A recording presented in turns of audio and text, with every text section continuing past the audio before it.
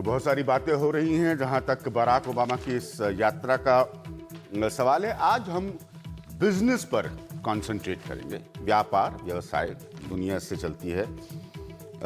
कागज ढूंढता रहता हूं मैं हमेशा प्रोग्रामों में। इतना कुछ मेरे जैसे मूर्ख को पढ़ने के लिए दे दिया जाता है कि ऐसा लगता है कि कोई बैठक में शायद मैं भी शामिल होता तो कुछ कंट्रीब्यूट कर लेता, लेकिन ऐसा कतई नहीं है। मेरे जैसे व्यक्ति को कहीं नहीं बुलाया गया और ना बुलाया जाएगा भविष्य में। लेकिन हम गंभीर मुद्दे पर चर्चा करेंगे कि ये जो बिजनेस समिट है इससे हमारे लिए क्या बदलेगा। मेरे प्रिय मित्र अर्थशास्त्री प्रवीण झा साहब मौजूद हैं हमारे साथ इस प्रोग्राम में। मेरे साथ जे.के. त्रिपाठी साहब मौजूद हैं जो कि फॉर्मर एम्बेसडर हैं। किरत सुमैया होंगे जो कि आर्थिक मामलों के भारतीय जनता पार्टी की तरफ से जानकार हैं। सलीम रिजवी हैं जो कि न्यूयॉर्क से पहले भी जुड़े हैं मेरे साथ मेरे खास प्रोग्राम में, वो जुड़ रहे हैं। और अमेरिकन सेंटिमेंट जो है, उम्मीदें वहाँ के व्यवसायियों की क्या होंगी हमारे प्रति, उस पर सलीम से काफ़ी हम चर्चा कर सकते हैं। और कुछ दिन में आशीष कुमार चौहान होंगे जो कि मुंबई जैसे कहते हैं ना साउथ बॉम्बे क्लब को रिप्रेजेंट करते हैं, बॉम्बे स्टॉक एक्सचेंज के एमडी और सीईओ हैं। दो बातें संक्षिप्त में रखूंगा आपके सामने।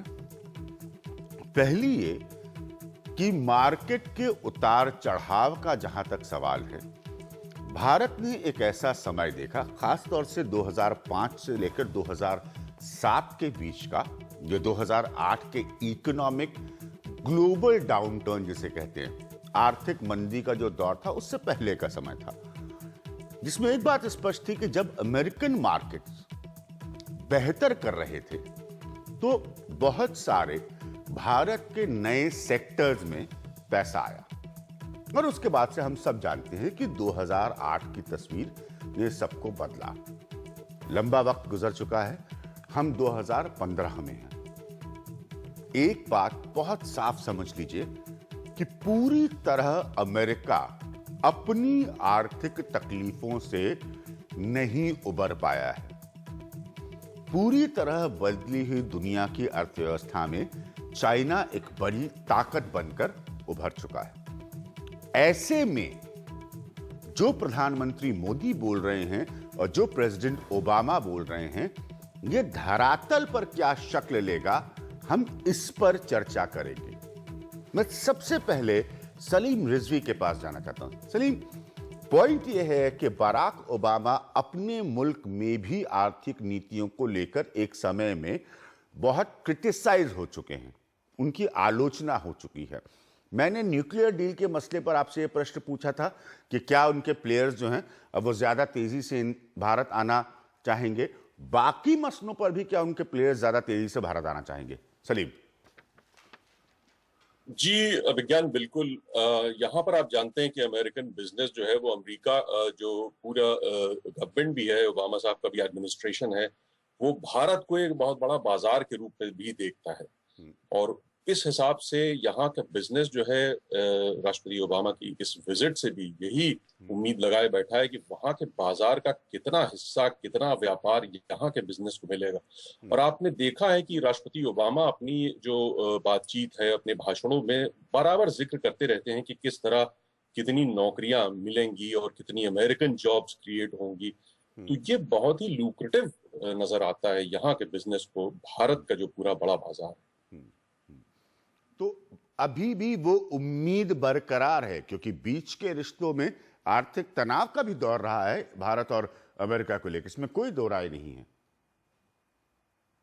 जी बिल्कुल, तनाव का दौर गुजरा है और अब इसीलिए लोग ज्यादा उम्मीद हैं और देख रहे हैं। और यहाँ पर बड़ी चर्चा है कि ये जिस तरह से बात आगे बढ़ी है दोनों नेताओं के बीच, जो केमिस्ट्री है, तो ये सारी चीजों को देख के यहाँ पे काफी उम्मीद दिख रही है। और बिजनेस को भी ये लग रहा है कि अब वहां से कुछ ठोस बिजनेस की शक्ल में भी मिलेगा यहाँ के जो बिजनेस है उनको। ठीक है प्रवीण झा, क्या ये तस्वीर बनी? बयान आप देख ही रहे हैं लगातार खबर पे, अगर आप लोग चाहेंगे मैं उन सारे बयानों को वापस दोहरा सकता हूँ, अभी जो उन्होंने एड्रेस किया वो भी आपने सुना, लेकिन क्या ये तस्वीर बदलेगी?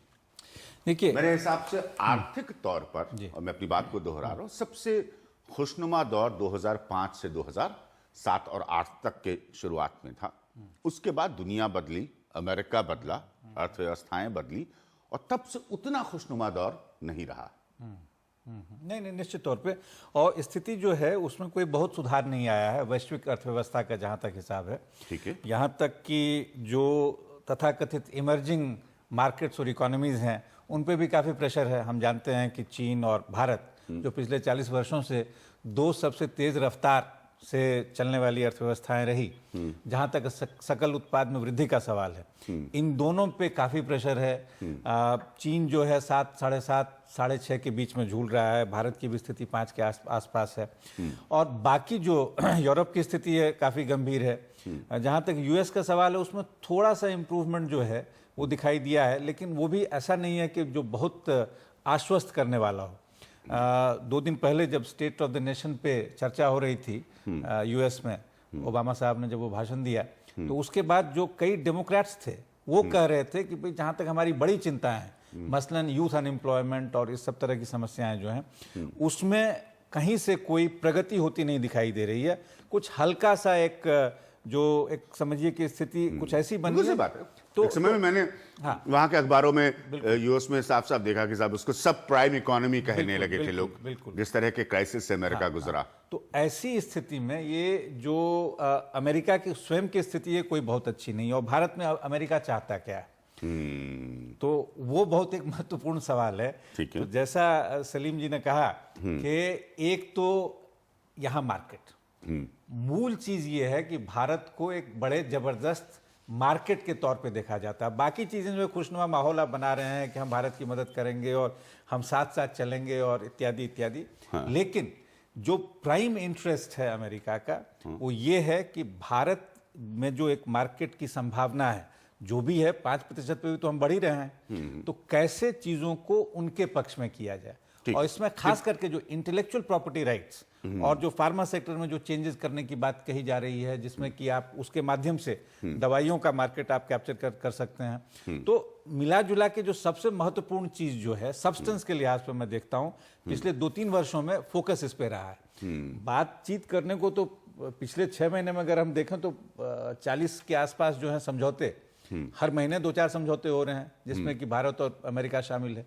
लेकिन जहां तक सब्सटेंस का सवाल है उसमें अभी आप देखेंगे तो मुझे नहीं लगता है कुछ खास इससे होना जाना, कुछ खास उसमें हो पाए। त्रिपाठी सर, क्या क्या बदला है?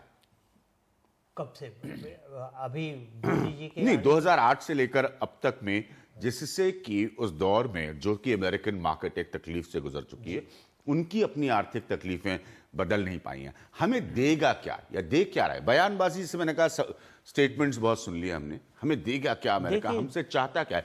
5% पे तरक्की करने की इकोनॉमी हम अभी हैं। देखिए, जैसा कि झा साहब ने कहा और जैसा रिजवी साहब ने कहा, एक चीज़ तो ये क्लियर है कि अमेरिका हमको एक बाजार के तौर पे देख रहा है, बड़े बाजार के तौर पे देख रहा है। और इस चीज़ को हम डिनाई नहीं कर सकते कि हम बाजार विश्व के लिए एक बड़ा बाजार है।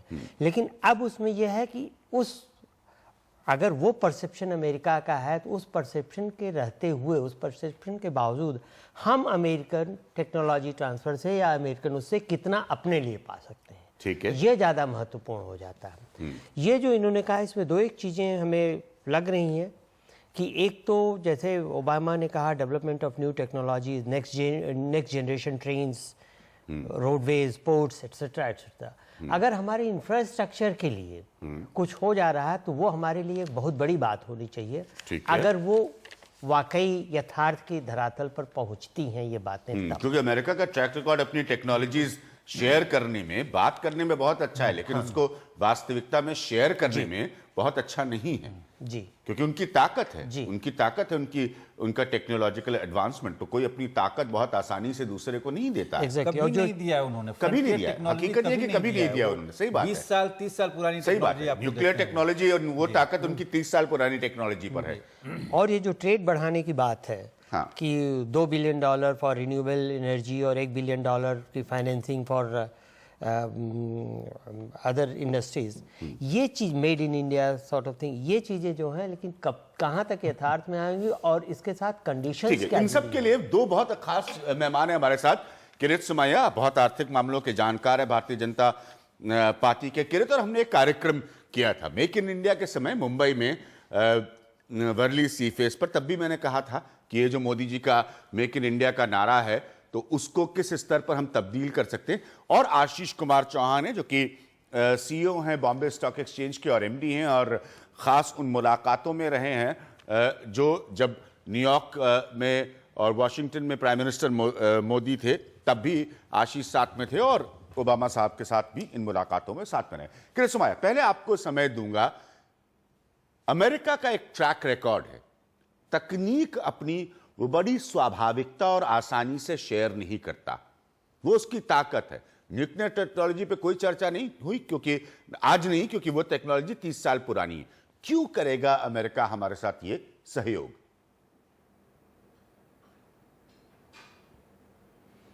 ऐसा अभियान जी, वास्तव में ये दोनों देशों के अपने स्वार्थ है।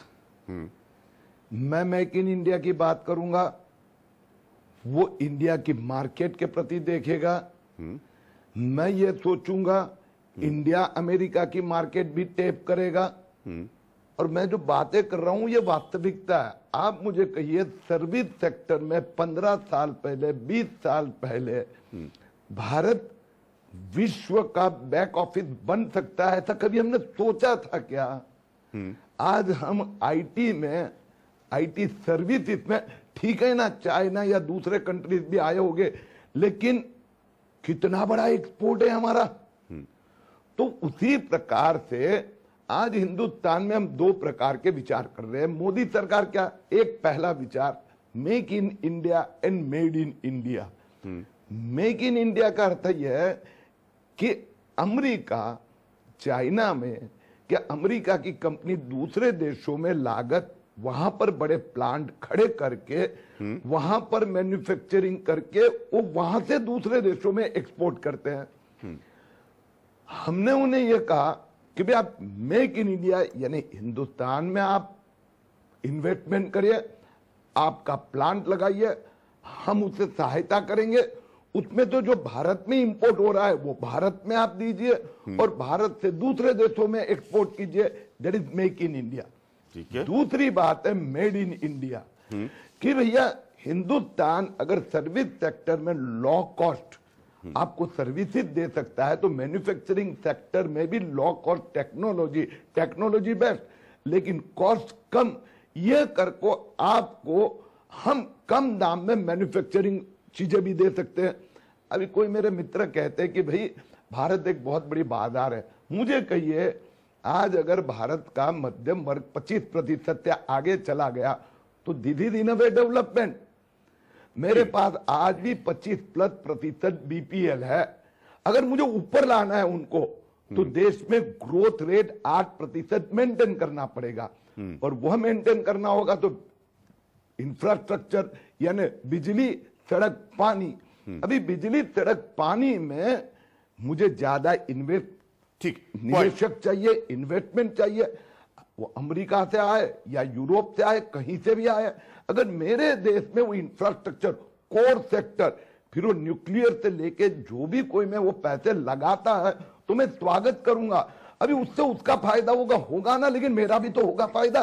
ठीक है। और एक ईमानदार स्टेटमेंट आपने कहा कम से कम शुरुआत में तो दोनों का स्वार्थ है। मुझे स्टेटमेंट अच्छा लगा आपका। आशीष कुमार चौहान, आप उस पूरे सफर का हिस्सा रहे हैं जो प्राइम मिनिस्टर मोदी ने अमेरिका जाकर शुरू किया। अब बराक ओबामा जो है वो प्रेसिडेंट के तौर पर हिंदुस्तान आए। बराक ओबामा, और मैं बार बार लोगों से कहता हूं ना, और अमेरिका की अर्थव्यवस्था बहुत ताकतवर स्थिति में, ना खुद बराक ओबामा बहुत ताकतवर स्थिति में है वहां पर, ये बात सलीम कंफर्म करेंगे।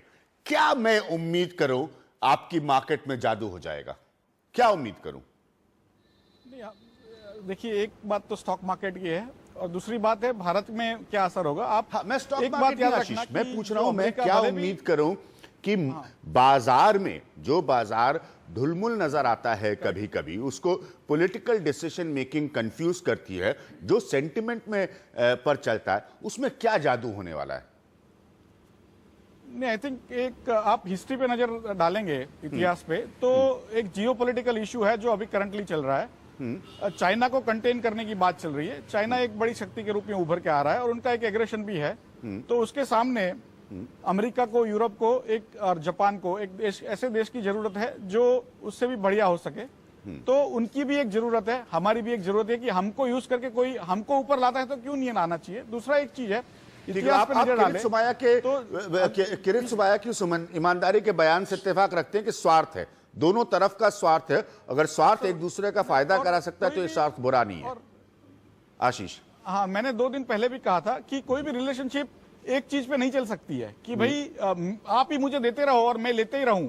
वो एक्चुअल रिलेशनशिप ज्यादा लंबी नहीं चलेगी। इसमें जो एक दूसरे को दे सके वो रिलेशनशिप है, वो लंबी चलेगी। दूसरा एक मैं आपको इतिहास थोड़ा बताता हूं, अगले पिछले 50 साल में कौन से कंट्रीज ऊपर आए। देखिए आप, Germany after second world war ऊपर आया, किसकी वजह से ऊपर आया? अमेरिका के रिलेशनशिप की वजह से। जापान कैसे ऊपर आया? अमेरिका के रिलेशनशिप की वजह से। कोरिया कैसे ऊपर आया? अमेरिका के रिलेशनशिप की वजह से। चाइना कैसे ऊपर आया पिछले 40 साल में? अमेरिका के रिलेशनशिप की वजह से। भले हम सोचे कि हम बड़ा मार्केट है, हम सिर्फ $2 ट्रिलियन है। अमेरिका, हम सोच रहे हैं कि वो छोटा मार्केट है, वो सिर्फ $17 ट्रिलियन है, हमसे करीब 9 गुना बड़ा है। तो उनके मार्केट में हमको थोड़ा भी हिस्सा मिल जाता है तो हम तो ऐसा सोचते हैं एज इंडस्ट्री कि भाई उनके मार्केट में हमको हिस्सा मिल जाए और वो हमको स्वीकार करें, क्योंकि वो जनरली बायलेटरल ट्रीटी भी करते हैं और मल्टीलेटरल ट्रीटी भी करते हैं। आज हमसे बायलेटरल ट्रीटी की जब बात आ रही है तो उनके कई कारण हैं। एक तो ये जो जियोपॉलिटिकल सिचुएशन बन रही है उसमें एक इंडिया का हिस्सा बन रहा है। दूसरा, इंडिया भी एक उभर के आ रहा है, एक उभर की शक्ति के हिसाब से उभर के आ रहा है, तो उसमें भी उनको लग रहा है कि इंडिया से हमने हाथ जुड़ाना चाहिए। और तीसरा, आशीष, मैं ये सवाल आपसे जरूर पूछूंगा क्योंकि आपने सेकेंड वर्ल्ड वॉर का जर्मन उदाहरण हमारे साथ रखा है। आपसे जरूर पूछूंगा कि अमेरिका का खुद का इतिहास टेक्नोलॉजी शेयर करने के वादे पर बहुत अच्छा है, लेकिन टेक्नोलॉजी शेयर करने पर बहुत अच्छा नहीं है। किरीट सोमैया ने पॉइंट आउट किया, हम सब ये बहस कर चुके हैं कि आपको सबसे बड़ा अगर पुश कहीं चाहिए, जोर कहीं चाहिए, तो वो इंफ्रास्ट्रक्चर में चाहिए, उसके अलग अलग क्षेत्रों में चाहिए। क्या दिल खोलकर मेरा ऐसा अमेरिकन इसमें सहयोग करेंगे? मेरा ऐसा मानना कि उस एक ही टेक्नोलॉजी अभी जो हमारे लिए बहुत इंपॉर्टेंट है और वो उनके पास है। देखिए, एक गवर्नमेंट टू गवर्नमेंट चीज होती है और एक प्राइवेट टू प्राइवेट चीज होती है। तो गवर्नमेंट टू गवर्नमेंट चीज जो गवर्नमेंट बैन करती है, अमेरिकन गवर्नमेंट जो बैन कर सकती है, वो न्यूक्लियर पावर की बात है कि जो टेक्नोलॉजी बहुत अच्छी है, बहुत इंपॉर्टेंट है इवन एनर्जी के मामले में, तो वो हमें देने की बात चल रही है। वो एक इंपॉर्टेंट चीज है। बाकी की जो टेक्नोलॉजीज है उसमें अमेरिका दे कि ना दे, हमारे पास भी है। और हमारे जो वैज्ञानिक है जो अमेरिका में काम करते हैं, या तो इवन दूसरे देश के या अमेरिका के ही वैज्ञानिक है जो इंडिया में आके काम कर सकते हैं, इंडिया की कंपनीज के लिए काम कर सकते हैं, तो उतना कोई बड़ा टेक्नोलॉजी देने का कोई सवाल बनता नहीं है।